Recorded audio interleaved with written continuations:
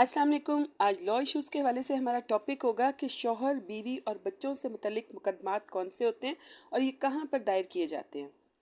आइली अदालत या फैमिली कोर्ट एक दीवानी अदालत ही होती है। अक्सर औकात ये बात बहुत कम लोगों के लिए पेचीदा साबित होती है कि एक सिविल, दीवानी और आइली अदालत में क्या फ़र्क होता है। हमारे माशरे में ख़ानदानी तनाज़ात के बढ़ते हुए रुझान और मुकदमात की भरमार की वजह से अलग आइली अदालतों की बेहद ज़रूरत महसूस होती थी। इस वजह से ख़ानदानी तनाज़ात को जल्द अज जल्द निपटाने के लिए आइली अदालतों के दायरा अख्तियार में सिर्फ उसी नौइयत के मामलात लाए जाते हैं जिनका ताल्लुक मियाँ बीवी और बच्चों से होता है, जैसे शादी की तनसीख, खुला, हकमेर, नानो नफ़का, बीवी को वापस घर बुलाने का दावा, इसे हुकूक ज़ौजियत की बहाली का दावा भी कहते हैं, और बच्चों की सरपरस्ती, तकज़ीब निकाह, जहेज़ और बीवी की ज़ाती मलकियत और चीज़ों से मुतल्लिक मुकदमात वगैरह। पहले घरेलू तशद्दुद से मुतल्लिक फ़ौजदारी मुकदमात सुनने का इख्तियार आइली अदालतों के पास नहीं था, मगर 2002 में आइली अदालतों के कानून में की जाने वाली तरमीम के तहत आइली अदालत मियाँ बीवी के एक दूसरे पर तशद्दुद के हवाले से फ़ौजदारी नौइयत के मुकदमात सुनने का भी इख्तियार रखती है।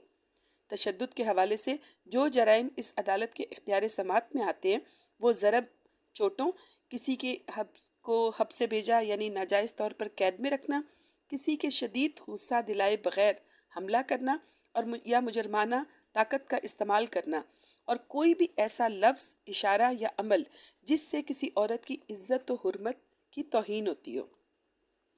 आइली अदालतें ज़िली अदालतों में ही वाक़ होती हैं।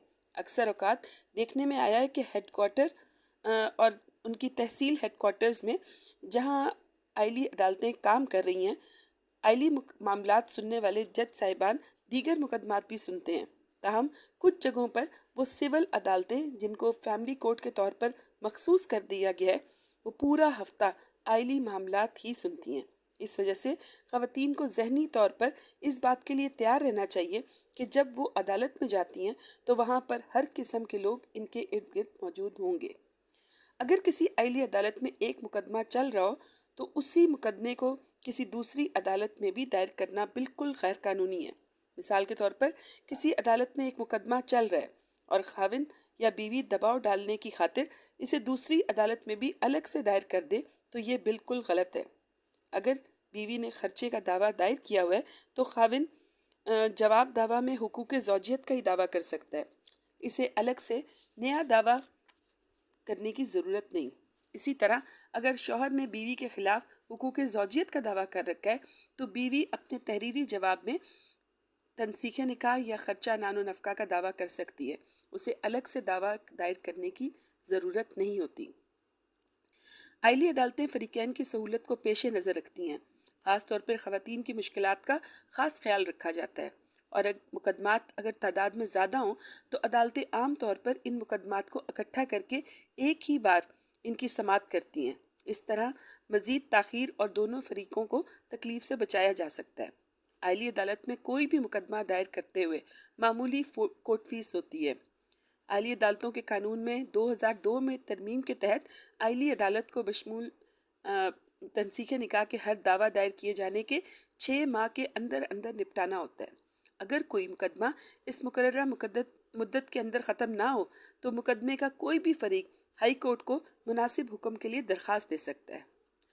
आइली अदालत अगर मुकदमे का किसी फ़ैसला देती है और किसी फरीक को वो फ़ैसला कबूल नहीं होता तो वो इस फ़ैसले के ख़िलाफ़ डिस्ट्रिक्ट जज को अपील कर सकता है, और अगर डिस्ट्रिक्ट जज के फ़ैसले के ख़िलाफ़ अपील करनी हो तो फिर हाई कोर्ट में जाना पड़ेगा और वहाँ पे अपील करनी होगी।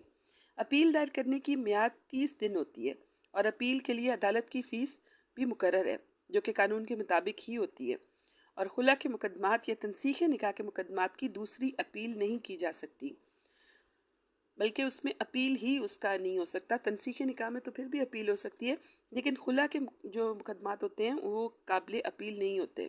हाँ, अगर हाई कोर्ट मुनासिब समझे कि कार्रवाई को सही तरह नहीं किया गया तो फिर तकनीकी बुनियाद पर अपील सुन सकती है। हकमेर, समान जहेज़ और नानो नफ़का के मुकदमात की अपील पर कुल रकम का 7.5% होता है, और अदालत की ज़्यादा से ज़्यादा फ़ीस 15,000 तक हो सकती है। अगर जहेज़ की सामान की मालियत 30,000 रुपये से कम हो तो अपील नहीं की जा सकती।